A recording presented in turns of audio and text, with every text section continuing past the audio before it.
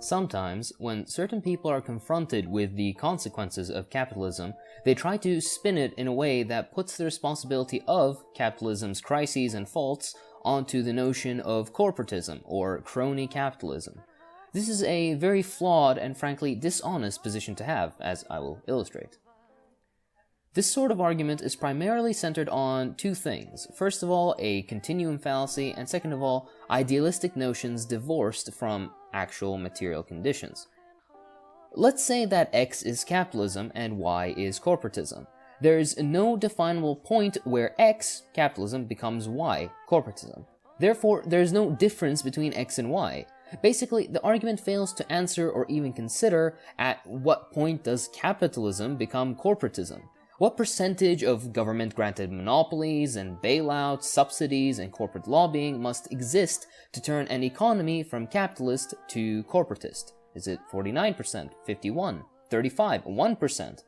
What characteristics of capitalism fundamentally change during this transformation from capitalism to corporatism? How are they fundamentally different?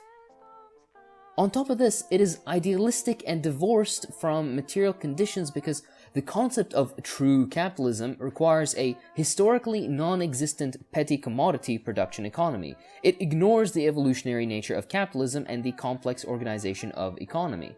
The argument basically makes the assumption that people within a market economy do not have an interest in mitigating risk and organizing to benefit from an economy of scale by pooling their resources and forming corporate vehicles for investment.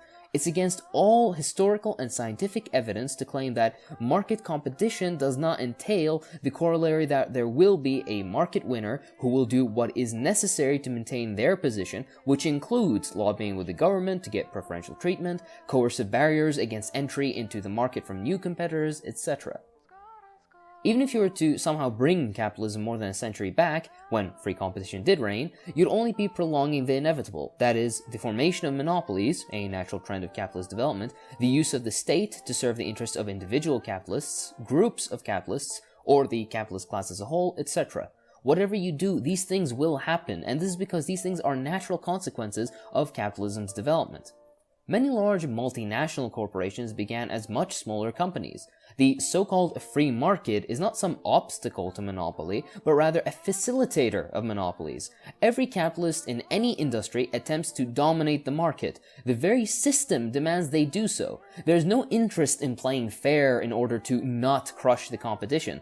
It's really weird how the proponents of the free market preach the virtues of free market competition based on what they claim to be the fact that humans are self-seeking entities, yet at the same time they seem to expect stockholders and directors of major corporations to go against their economic self-interests in order to maintain a state of fair competition with their rivals. Yet even crazier, proponents of the free market think that somehow capitalists should refuse to use their massive wealth and resources to obtain favorable treatment and other benefits from the state, thus sacrificing a crucial advantage over their competitors. This, well, idiocy exposes itself, really. Let's come back to reality now. Anyone can do some research into the largest multinational corporations and find out how they started. Many have very humble roots.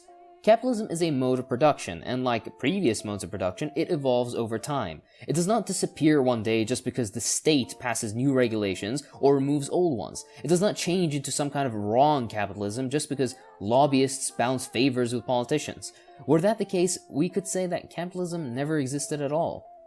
The problem isn't crony capitalism or cowboy capitalism, monopoly capitalism, hyper-capitalism, or whatever other prefix people will come up with next week.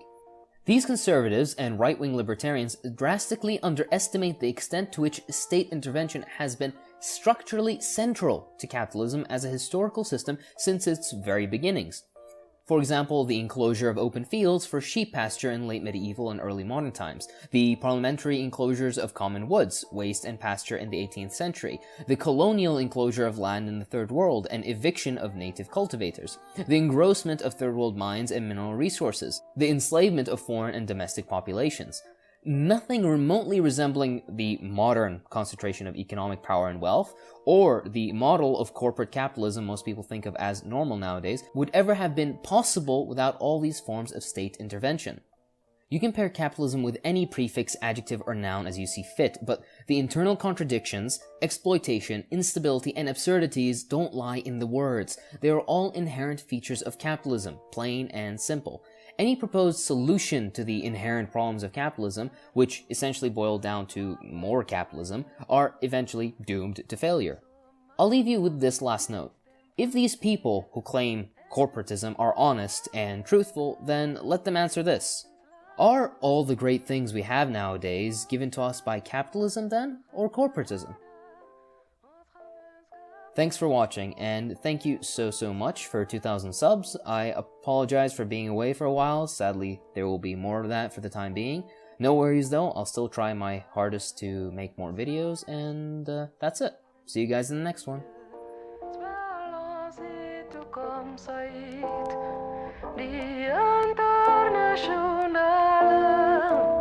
Mes noms staan gelijk.